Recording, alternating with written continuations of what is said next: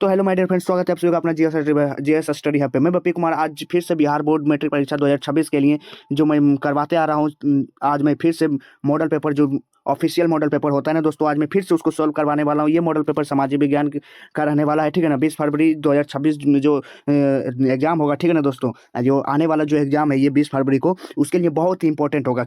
मैं क्यों बोल रहा हूँ, क्योंकि दोस्तों मैं ये अपने से क्वेश्चन नहीं सेट किया हूँ, ठीक है ना। ये मैं अपने से क्वेश्चन नहीं सेट किया हूँ, इसको मतलब मॉडल पेपर ऑफिशियल जो जारी किया जाता है वो जो बीएससीबी द्वारा वो मॉडल पेपर मैं करवाने वाला हूँ, ठीक है ना दोस्तों। वो मॉडल पेपर मैं करवाने वाला हूँ, तो ये इसलिए मॉडल पेपर इतना मतलब बहुत ही आवश्यक हो जाता है, ठीक है ना। इससे तो 20-30 क्वेश्चन, तो 20 से 30 क्वेश्चन ऐसे ही रहेगा, ठीक है ना दोस्तों। हूबहू क्वेश्चन रहता है, और बाकी अगर ऐसे कॉन्सेप्ट के साथ देखें तो 40-50 तो ऐसे ही लड़ेगा, ठीक है ना दोस्तों।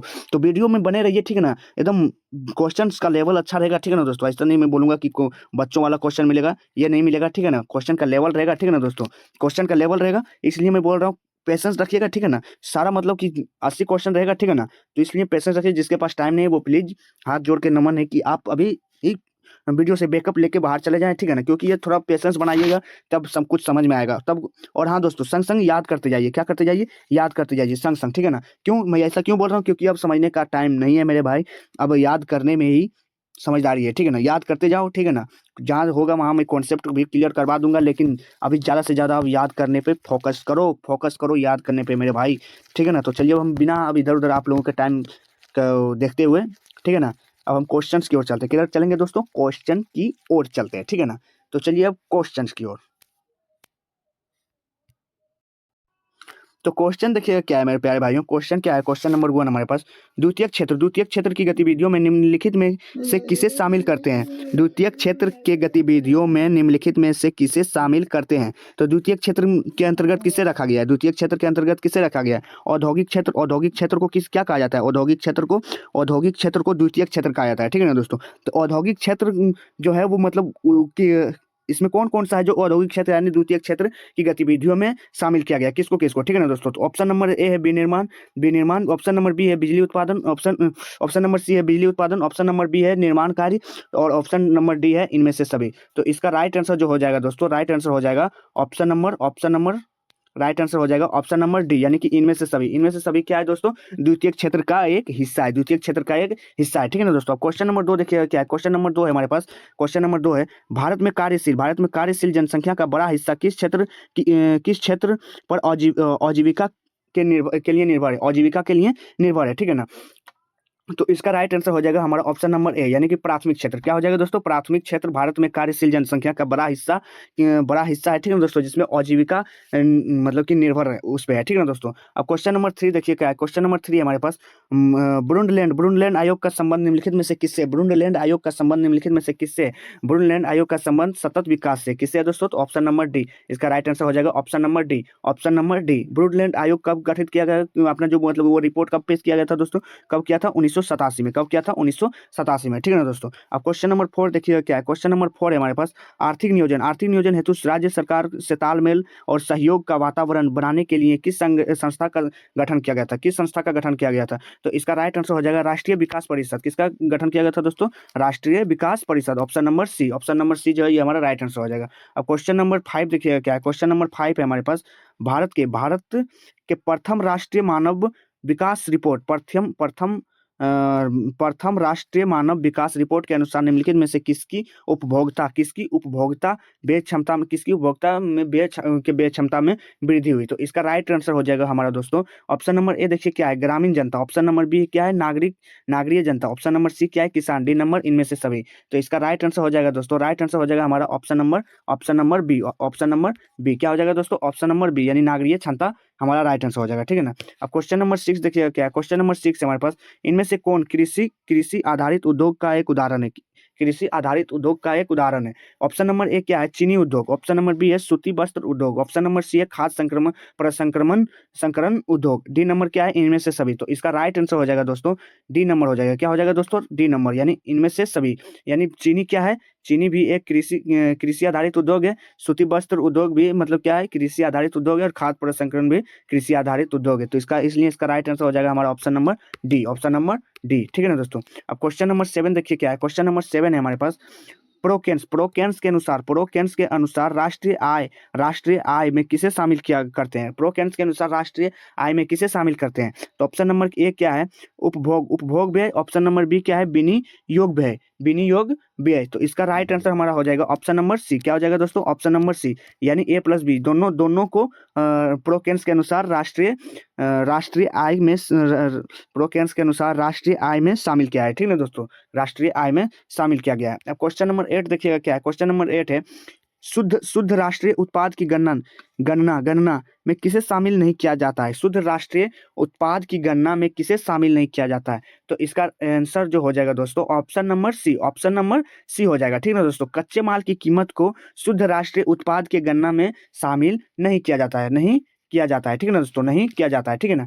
अब क्वेश्चन नंबर 9 देखिए क्या है। क्वेश्चन नंबर 9 है हमारे पास, इनमें से कौन वाणिज्यिक बैंक नहीं है? इनमें से कौन वाणिज्यिक बैंक नहीं है? तो इसका राइट आंसर हो जाएगा दोस्तों भारतीय रिजर्व बैंक यानी आरबीआई क्या है दोस्तों? वाणिज्यिक बैंक नहीं है। ठीक है ना। वाणिज्यिक यानी जो मतलब बनाया जाता है, यानी कि जो मतलब जिसका जो कॉमर्शियल बैंक कौन सा है? सेंट्रल बैंक ऑफ इंडिया हो गया, स्टेट बैंक ऑफ इंडिया हो गया, पंजाब नेशनल बैंक हो गया। ठीक है ना दोस्तों। तो हमारा इसका राइट आंसर क्या हो जाएगा? ऑप्शन नंबर ए, यानी वाणिज्यिक बैंक नहीं है। कौन? भारतीय रिजर्व बैंक यानी आरबीआई। ठीक है ना दोस्तों, आरबीआई।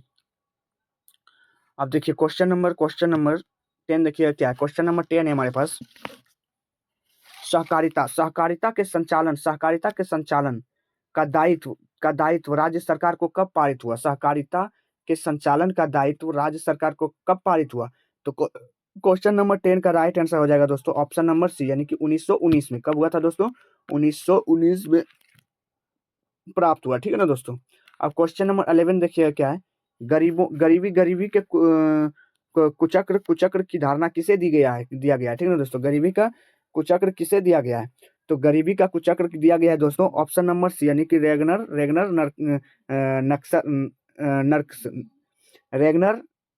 नर्क्स। किसको दिया गया है दोस्तों? रेगनर नर्क्स। ठीक है ना दोस्तों, थोड़ा वो क्या बोलता है यार, जीभ थोड़ा उलटने में थोड़ा प्रॉब्लम हो रहा है। ठीक है ना दोस्तों, इसलिए ऐसा नहीं कि नहीं बोल पा रहा है मास्टर, बोल पा रहा हूँ दोस्तों, लेकिन जल्दी नहीं बोल पा रहा हूँ। ठीक है ना। रेगनर क्या है ये? नर्क्स क्या है दोस्तों? नर्क्स। ठीक है ना। अब क्वेश्चन नंबर 12 देखिए क्या है। क्वेश्चन नंबर 12 है, इनमें से किस संसाधन का पारिश्रमिक ब्याज है? किस संसाधन का पारिश्रमिक ब्याज है?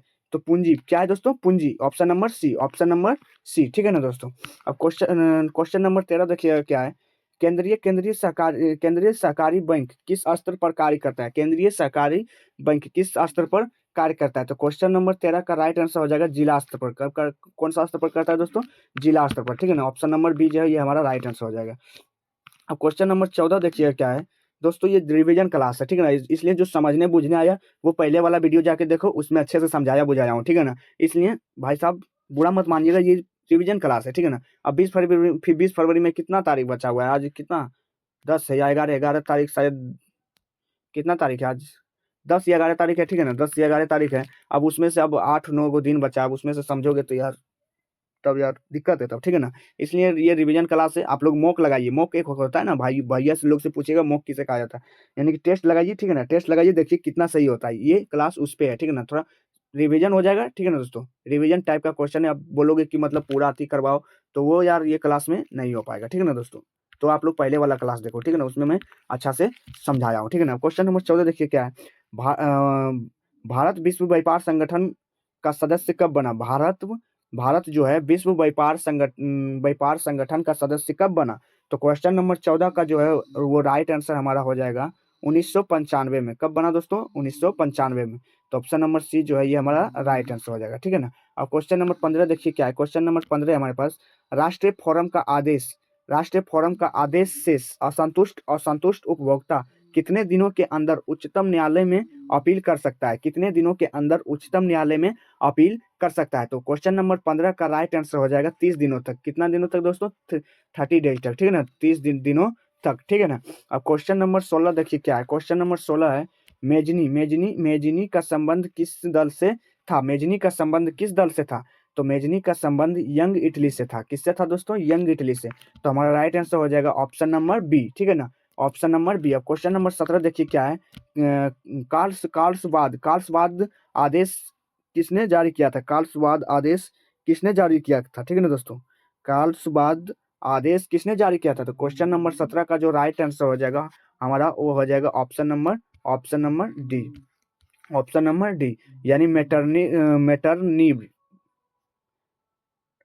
मेटरनिर्व। ठीक है ना दोस्तों।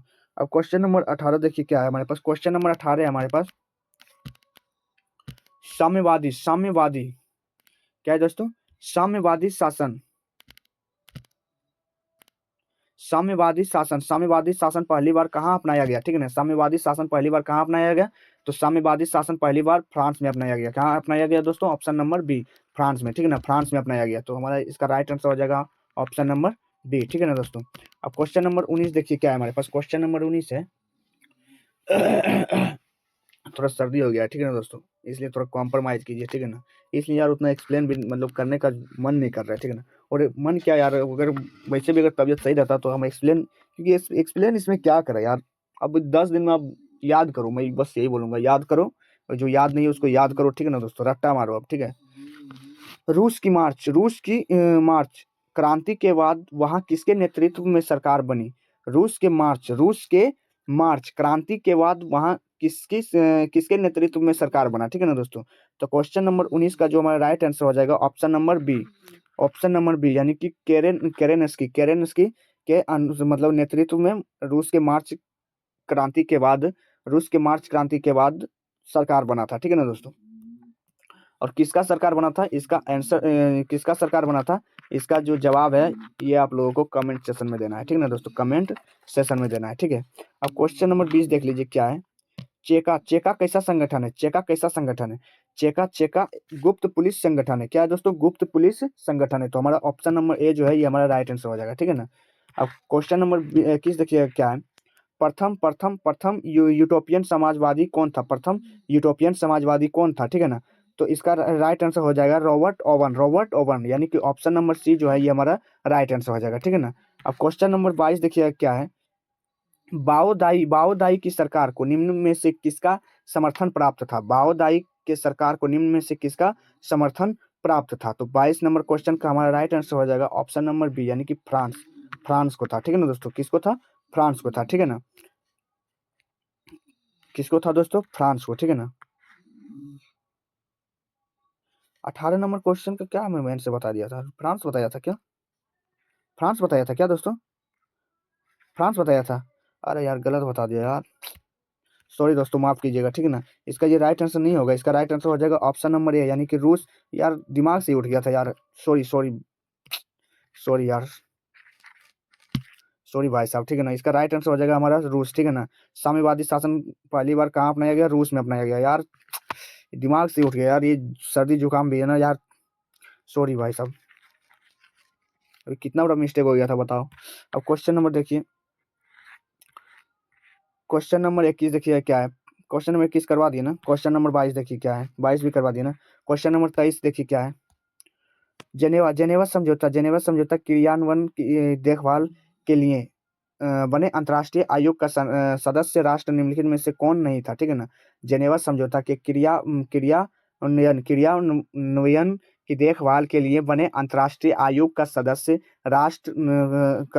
राष्ट्र निम्नलिखित में से कौन नहीं था? ठीक है ना, कौन नहीं था। क्वेश्चन नंबर 23 का जो हमारा राइट आंसर हो जाएगा ऑप्शन नंबर बी यानी कि चीन नहीं था, ठीक है ना दोस्तों, चीन नहीं था, ठीक है ना। अब क्वेश्चन नंबर 24 देखिए क्या है हमारे पास। क्वेश्चन नंबर 24 है हमारे पास, स्वराज्य का लक्ष्य किस कांग्रेस अधिवेशन में प्रस्तावित किया गया? स्वराज्य का लक्ष्य किस कांग्रेस अधिवेशन में प्रस्तावित किया गया? तो क्वेश्चन नंबर 24 का जो राइट आंसर हो जाएगा हमारा ऑप्शन नंबर डी यानी लाहौर अधिवेशन में। कहाँ किया गया? कब, कौन सा अधिवेशन में किया गया था? तो लाहौर अधिवेशन में, ठीक है ना, लाहौर अधिवेशन में, ठीक है ना दोस्तों, ऑप्शन नंबर डी। अब क्वेश्चन नंबर 25 देखिए क्या है हमारे पास। तिनकठीय व्यवस्था समाप्त करने की सिफारिश किसने की? तिनकठीय व्यवस्था समाप्त करने की जो मतलब सिफारिश किसने किया था? ठीक है ना। तो क्वेश्चन नंबर 25 का जो हमारा राइट आंसर हो जाएगा एग्रेरियन समिति, ऑप्शन नंबर ए हमारा राइट आंसर हो जाएगा, ठीक है ना। क्वेश्चन नंबर 26 देखिए क्या है। जलियांवाला बाग हत्याकांड की जांच के लिए किस समिति का नियुक्ति किया गया? किस समिति का नियुक्ति किया गया? तो हंटर समिति का। किसका दोस्तों? हंटर समिति। हमारा ऑप्शन नंबर बी जो है ये हमारा राइट आंसर हो जाएगा, ठीक है ना। क्वेश्चन नंबर 27 देखिए क्या है हमारे पास। हिंद स्वराज नामक पुस्तक के लेखक कौन है? हिंद स्वराज नामक पुस्तक के लेखक कौन है, ठीक है ना दोस्तों। तो क्वेश्चन नंबर 27 का राइट आंसर हो जाएगा ऑप्शन नंबर सी, महात्मा गांधी थे। कौन थे दोस्तों? महात्मा गांधी, ठीक है ना। अब क्वेश्चन नंबर 28 देखिए क्या है। 1920 में मानवेंद्र नाथ राय ने भारतीय कम्युनिस्ट पार्टी की स्थापना कहाँ की थी? 1920 में मानवेंद्र नाथ राय ने भारतीय कम्युनिस्ट पार्टी का स्थापना किया था दोस्तों, ठीक है ना। तो वो भारतीय कम्युनिस्ट पार्टी का स्थापना कहाँ किया गया था ये पूछ रहा है, ठीक है ना। तो क्वेश्चन नंबर 28 का जो हमारा राइट आंसर हो जाएगा ऑप्शन नंबर ए, ठीक है ना। ताशकंद में किया गया था। कहाँ किया गया था दोस्तों? ताशकंद में, ठीक है ना। अब क्वेश्चन नंबर 29 देखिए क्या है दोस्तों। वामपंथी शब्द का प्रथम बार प्रयोग किस क्रांति में हुआ था, ठीक है ना। वामपंथी शब्द का प्रयोग प्रथम बार जो मतलब किया गया था वो कौन सा क्रांति में इसका उपयोग किया गया था, ठीक है ना। तो क्वेश्चन नंबर 29 का जो हमारा राइट आंसर हो जाएगा फ्रांसीसी क्रांति में। कहाँ गया? कौन सा क्रांति में? फ्रांसीसी क्रांति में, ठीक है ना। तो ऑप्शन नंबर बी जो है हमारा राइट आंसर हो जाएगा। अब क्वेश्चन नंबर 30 देखिए क्या है हमारे पास। क्वेश्चन नंबर 30 है हमारे पास। पराजित तुर्की के साथ कौन सी संधि की गई? पराजित तुर्की के साथ कौन सी संधि की गई? तो क्वेश्चन नंबर 31 आ गए। 30 करवाएं? 30 कहाँ करवाएं यार। चार्टिस्ट आंदोलन कहाँ हुआ था? चार्टिस्ट आंदोलन कहाँ हुआ था दोस्तों? तो चार्टिस्ट आंदोलन इंग्लैंड में हुआ था। कहाँ हुआ था? इंग्लैंड में। तो ऑप्शन नंबर सी जो है हमारा राइट आंसर हो जाएगा। अब देखिए क्वेश्चन नंबर 31 क्या है। पराजित तुर्की के साथ कौन सी संधि की गई? पराजित तुर्की के साथ कौन सी संधि की गई? तो ऑप्शन नंबर ए जो है हमारा ये हमारा राइट आंसर हो जाएगा सेवर्स की संधि, ठीक है ना। क्वेश्चन नंबर 32 देखिए क्या है हमारे पास। गांधी ने किस गोलमेज सम्मेलन में भाग लिया था? गांधी ने किस गोलमेज सम्मेलन में भाग लिया था? तो गांधी ने द्वितीय गोलमेज सम्मेलन में भाग लिया था। किसमें दोस्तों? ऑप्शन नंबर बी, द्वितीय गोलमेज सम्मेलन। क्वेश्चन नंबर 33 देखिए क्या है। राष्ट्रीय श्रम आयोग का गठन कब हुआ था? राष्ट्रीय श्रम आयोग का गठन कब हुआ था? तो ऑप्शन नंबर डी यानी कि 1968 में हुआ था। कब हुआ था दोस्तों? 1968 में। क्वेश्चन नंबर 34 देखिए क्या है। अलेक्जेंड्रिया नामक व्यापारिक केंद्र की स्थापना किसने की? अलेक्जेंड्रिया नामक व्यापारिक केंद्र की स्थापना किसने किया था? तो क्वेश्चन नंबर 34 का जो राइट आंसर हो जाएगा ऑप्शन नंबर ए यानी कि सिकंदर ने किया था। किसने किया था दोस्तों? सिकंदर ने, ठीक है ना। अब क्वेश्चन नंबर 35 देखिए क्या है हमारे पास। क्वेश्चन नंबर 35 है अंतर्राष्ट्रीय पुनर्निर्माण एवं विकास बैंक को किस अन्य नाम से जाना जाता है? तो क्वेश्चन नंबर 35 का जो हमारा आंसर हो जाएगा विश्व बैंक यानी ऑप्शन नंबर बी यानी वर्ल्ड बैंक के नाम से जाना जाता है, ठीक है ना दोस्तों।